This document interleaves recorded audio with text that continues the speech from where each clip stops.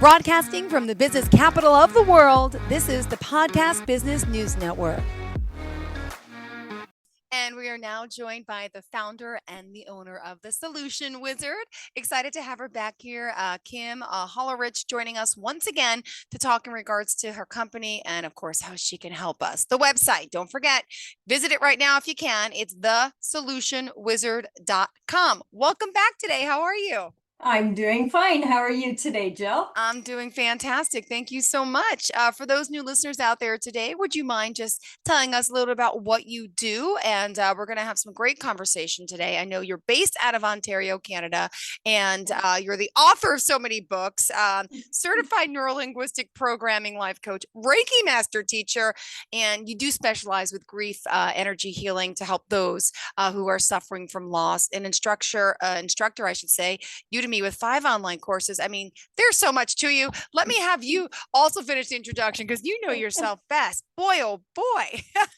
Yeah, I have been working on this company since 2013. So it has expanded into a lot of different areas over the years.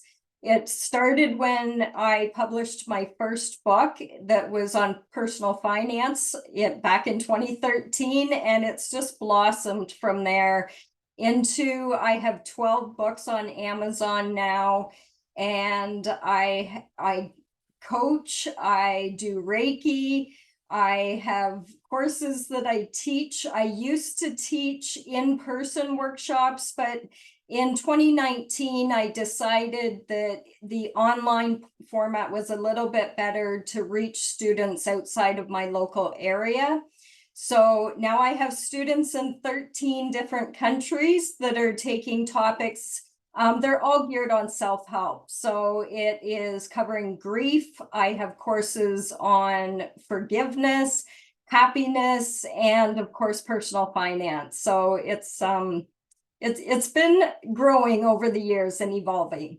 Well, congratulations. So we're talking meditation, relaxation, hypnotherapy, all these things that your clients, are facing challenges. These are things that can help people. So again, it's the solutionwizard.shop or the solutionwizard.com.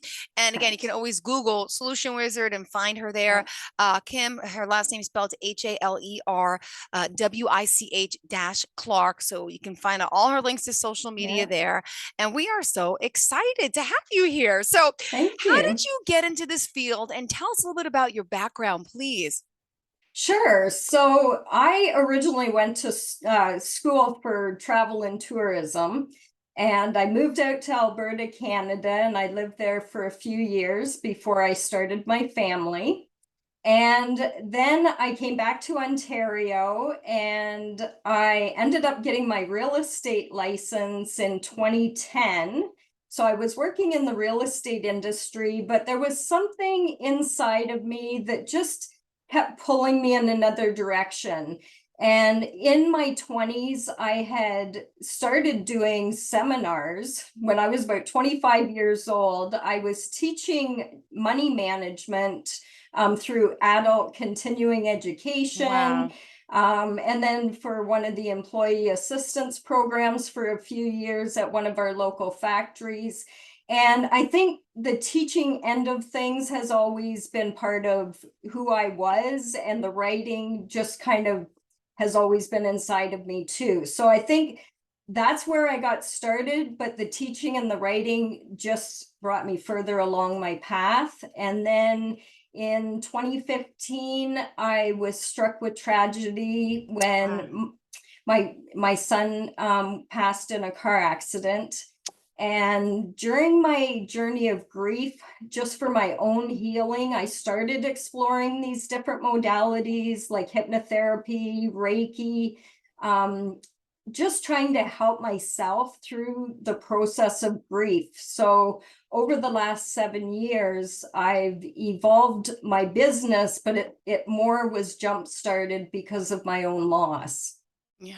Oh gosh. Well, I'm sorry to hear that, but the good news is there's positive that comes out of tragedy. And Yes. you have a smile on your face. I can only Yes. imagine to lose a child, to lose a parent, to lose a friend. All those things are so hard. But you know what? Yeah. life has a funny way of kind of making things happen for a reason. Would you agree with Yeah, that? And I know it's yeah, not easy grief, and you're working with so many people in that, but yeah. I'm assuming, you've been doing this now for quite some time, helping so many Hmm. people. Would you say that people eventually can get over loss to a point? You can, right? You can recover. I think recover is maybe a good word. It's not that it ever leaves you, because I think grief will be with us once we suffer a loss. It's something that we're going to take through the rest of our lives. But there are ways to maybe adapt to it. And I always like to look at the analogy of maybe just rebuilding your life around your grief instead of thinking that you can overcome it completely. You just kind of build around it, and somehow through all the coping mechanisms and the ways that you learn how to adapt, that somehow propels you into a place of being able to live through the loss that you have suffered. Yeah, absolutely. Would you mind sharing? Is there anything in particular that's happening in your business right now? Anything booming, different, new that you want to share? I do have some exciting news. So just as a little aside, I've updated some of my courses on Udemy. So if I have students that are listening and you've already taken some of my courses, please go back into them because you do have lifetime access once you enroll, and check out the updates and the new material. So I just wanted to mention that. But the other thing I was going to mention, I do have two new things out. I have The Biggest Lie I Ever Told, I'm Fine, was only out in digital as a digital book. Ah, So that was something I wrote in 2020, and it was a book that was just geared towards what to expect when mm-hmm. you are dealing with loss. Ah, So that was exciting, but my newest news is I wrote a book of all the experiences that I had after my son passed, and I felt like I was receiving signs from him. The first year after he passed, I was documenting everything that just seems strange or coincidental. And I put that into a book format in 2017. And just recently, it is now out on hardcover. So that's available on Amazon. They have the Kindle version, the paperback version, and now the hardcover version. And that book is called Butterfly Kisses from Beyond. congratulations. Thank Amazing. you. Amazing. And clearly that's your personal story and journey, the loss It of your is. son. Wow. And let me ask you, can I talk about some of the things that you've learned during your own journey, going through this that you want to share, and also the hypnotherapy, the NLP Mhm. training that you've done as well, that can really help you when you work with your clients? Yeah, one thing that I learned when I was going through my hypnotherapy and my NLP training, there were some things that I learned that I wish I would have taken years ago, because it would have helped me look at the world a lot differently, even 20, 30 years ago. And some of the things that they taught us was that we all interpret the world differently. So we're all going to be conditioned differently. Our experiences are going to be different. So then that way, the way we handle our challenges in life are going to be unique to every single person. And when I was taking this training, I never knew this until it was outlined that we all learn in a different way. So I've tried to incorporate this into the way I coach people or treat people, because we all learn differently. So just to describe what I mean, I am a visual learner. So I remember back in school, I would write out my notes in order to study for an exam because I needed to see them in order to remember them. So Hmm. I'm a visual learner. Someone else, on the other hand, might be an auditory learner. So they might take direction by hearing in order to remember. So when I started to learn this, I picked up on this last year when I saw my grandson, who is not even 3 years old. I can tell he is going to be an auditory learner because he will stop what he is doing and pick up on sounds and put his finger to his ear to listen. And I can tell just from doing that that he's going to learn by listening. And then someone else might be totally different. They might not be visual or they might not be auditory, and they might learn by feeling. So if I wanted to give you an example, if someone was trying to describe a playground, I might walk into that scenario and I need to see the swings or see the slide in order to connect with it. But then my grandson, on the other hand, who I believe is going to be an auditory learner, he might need to, in order to resonate with a playground, he might need to hear the kids playing or laughing or the sound of the swings. Hmm. And then someone else might walk into that scenario and they resonate with how that playground makes them feel in order to connect with it. So I keep all of this type of information in the back of my mind when I'm working with people to try and determine where do they fit on the spectrum. And we're usually overlapping because it's not to say a visual person doesn't have auditory skills at all. There's usually an overlap, but one of them will usually come to the surface, and you'll be able to pick out in your own personal way how you interpret the world. So I think that was one of the biggest things that I learned in my training that has ultimately helped me. Wow. Wow. That's amazing. Thank you for sharing that. And just remind everyone who we're talking to, the website. If you're just tuning in now, we need to remind you of that, please. Yes, so my name is Kim Halerwich Clark. I am with the founder of The Solution Wizard, and it's www.thesolutionwizard.com or thesolutionwizard.shop. It will Yeah. get you to the same page, and all my social media links are either under The Solution Wizard or you can get them right off the website. Yeah, perfect. Well, thank you so much. Also, let's point out here that you what you discovered when it comes to the way people handle their grief. Give us some scenarios of that. Yeah, so some of the things that they might experience, and it's going to be a wide variety of different symptoms that affect you differently. Hmm. Um, and it will depend on how close the person was to your own inner circle and how entwined they were into your daily life. That's going to make a difference on the symptoms that you suffer. But some of the common ones that you could expect when you are dealing with loss is you could have problems with concentration or focusing. There might be lack of energy, lack of motivation, fatigue, loss of appetite, problems with sleeping habits, um, thoughts that maybe gravitate back to the loss instead of moving forward and looking towards the positive.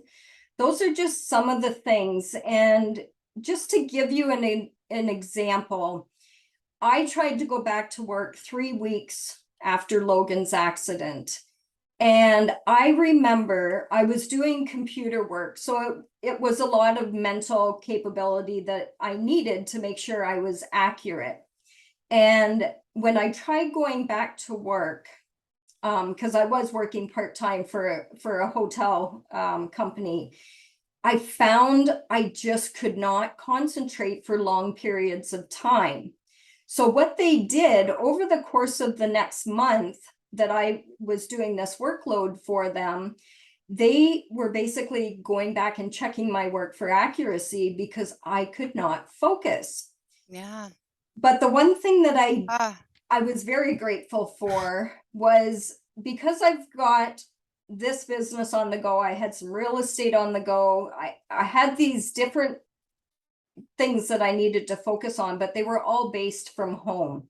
So I was extremely lucky to go through that initial grief and be able to cry at my desk. Whereas a lot of people that get pushed back into job environments don't get the privilege of being able to have breakdowns throughout the day the way I was able to.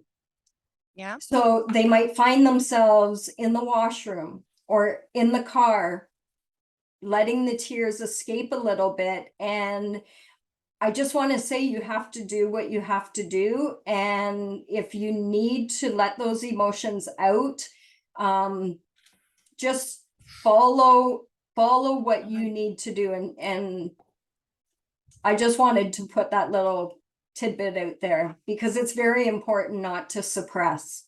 Great. Absolutely. It is. And a lot of us have a tendency to clearly do that. Yes. Let me also ask you a little bit about how do you stay positive, obviously, when you're dealing with someone working with grief? Yes. Some of the ways that I found, especially during the first year, was to come up with different ways that I could honor my son.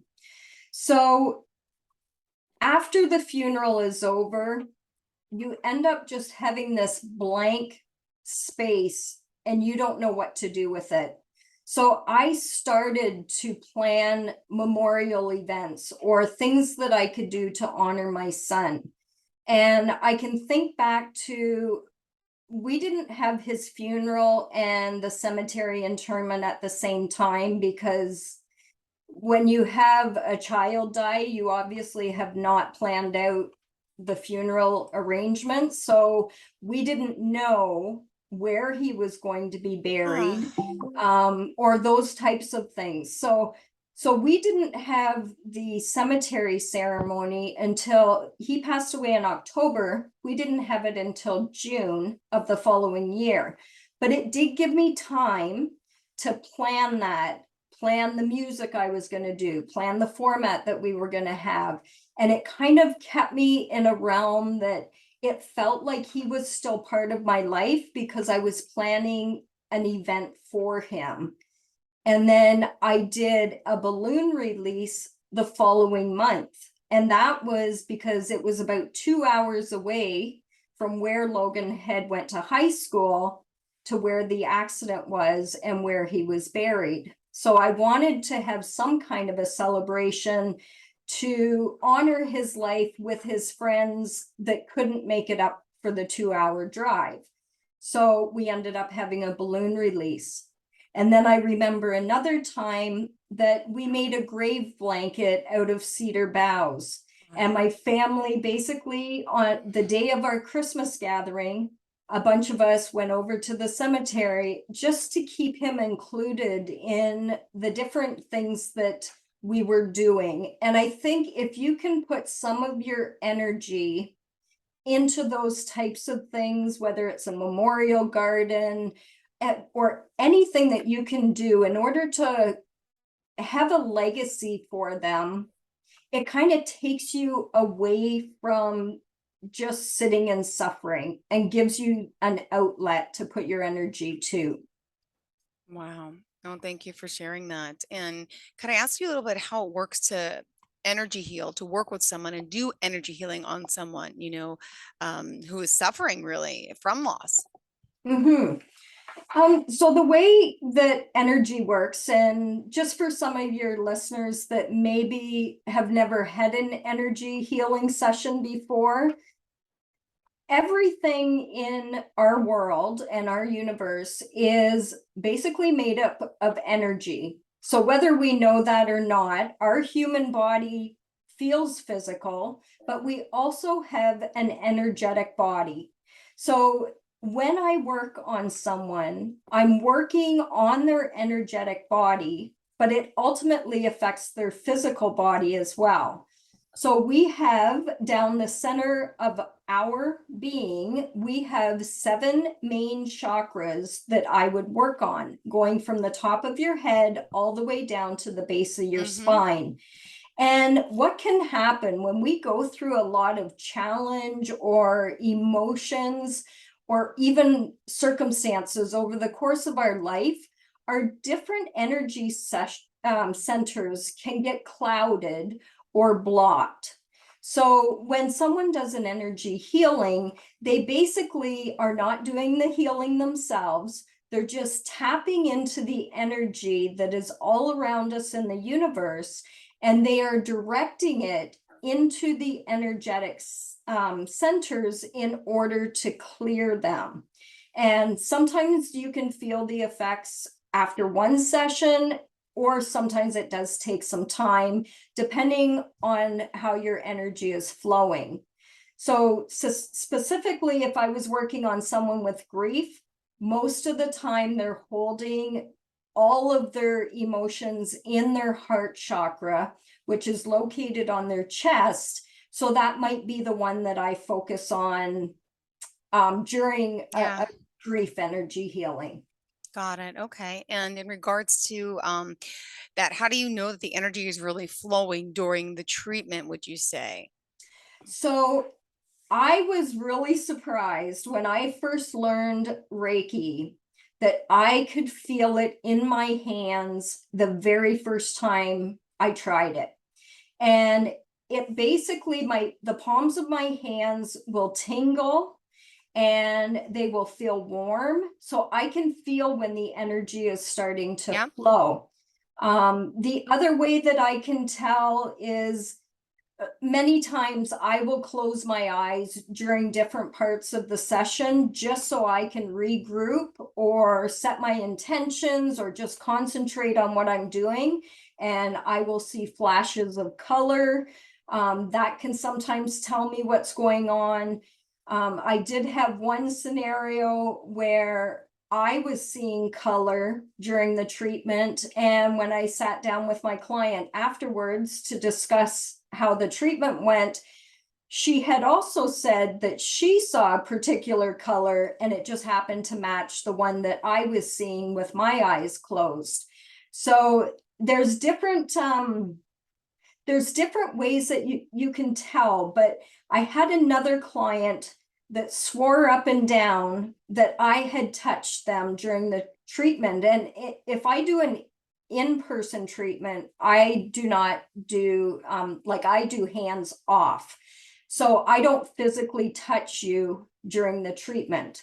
So what that would mean would be I would just hover my hands over the area that I'm treating, and this client was sure that I had touched them multiple times during the treatment. And I said to them, I did not actually make contact, but they could feel the energy coming off of my hands, and their skin was actually picking up the vibration. So those are just a couple of ways that I can tell that the energy is flowing.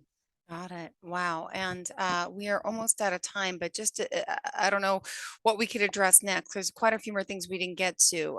We can talking about protecting our personal energy. How do you do that and detach from someone's? And maybe describe how energy really is able to reach someone that's not in the same room. Kind of the Sure. same. Yeah, yeah. Yeah, I can do that. So, what I do to protect my own personal energy, when I first started practicing, some of it was a lot of trial and error.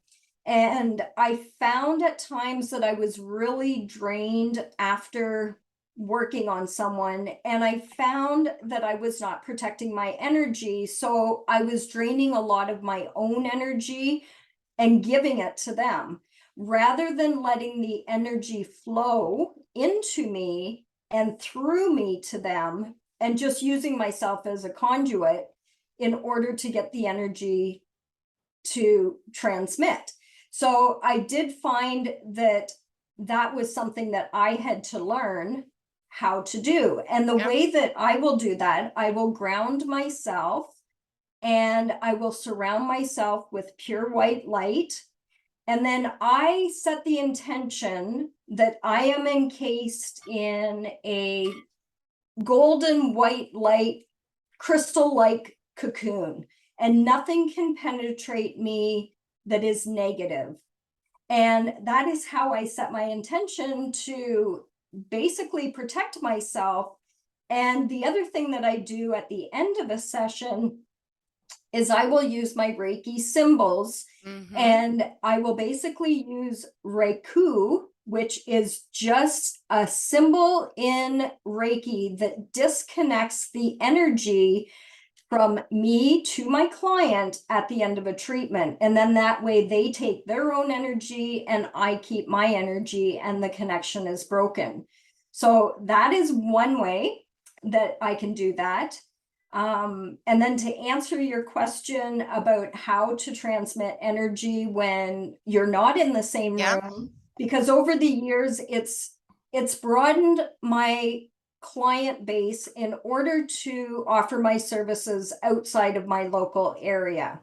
So now I do Reiki sessions over Zoom, just like what we are doing right now. And with technology, we're able to see each other face to face, have a conversation. But when you talk about energy, energy is not bound by time or space. So if I set the intention to send you healing light, and I'm specifically sending it to you, I'm directing it where it needs to go, then that can be accomplished, because energy can go anywhere it is directed. So you do not need to be in the same vicinity in order to get a Reiki session. Awesome. Well, thank you so much. And if we want to reach out to you, obviously we'll cover the rest of the material next time. Time goes so quick. It's been 27 minutes. Holy cow, right? How can we reach out to you? Please tell us all forms and best forms of contact. Yes, so it's Kim Halerwich Clark. You can Google the Solution Wizard, or you can go directly to my website at thesolutionwizard.com or thesolutionwizard.shop. And all my social media links will be on the website. Perfect. Thank you so much. Pleasure having you here again, Google Solution Wizard. Have a great day. To all of our listeners, stay tuned. More of the show is on the way. Are you looking for even more of the podcasts and hosts that you love? The Podcast Business News Network is proud to announce that you now have even more ways to listen live. Check out the MyTuner Radio, online radio box, and Simple Radio apps on iOS and Android, or find us online. Search for Business News Network on mytuner-radio.com, or search Podcast Business News Network on streama.com and onlineradiobox.com/US. Take your podcast on the go and don't miss a minute of the action.